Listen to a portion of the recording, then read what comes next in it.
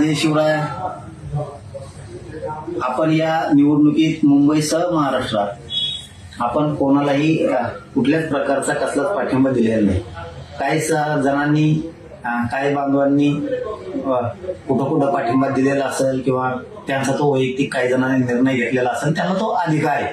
त्यांचा अधिकार आपण हिसकून नाही घेऊ शकत. परंतु मी स्वतः कोणालाही कुठला पक्ष नाही, महाविकास आघाडी नाही किंवा महायुती नाही, आपण कोणालाही पाठिंबा कसल्याच प्रकारचा दिलेला नाही.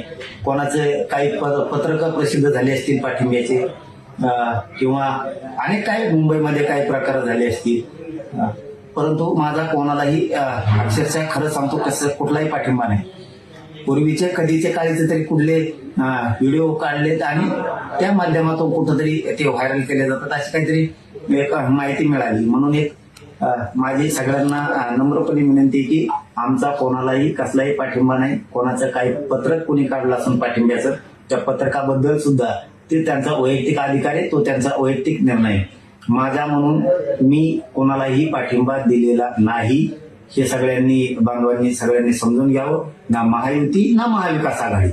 ते मुंबई असेल, मुंबई सुद्धा महायुतीलाही नाही आणि महाविकास आघाडीला पण नाही. आणि उर्वरित महाराष्ट्रात सुद्धा ना महायुतीला आहे ना महाविकास आघाडीला आहे. कोणालाही माझा कसलाही पाठिंबा नाही, याची सगळ्यांनी नोंद घ्यावी.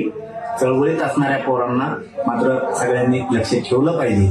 आणि मराठा समाजाला विरोध करणारे, मराठा समाजाच्या आरक्षणाला विरोध करणारे ते जर कुठं कुणी उभे असतील तर त्यांना मात्र मराठा समाजाने कधीही सहकार्य करू नये.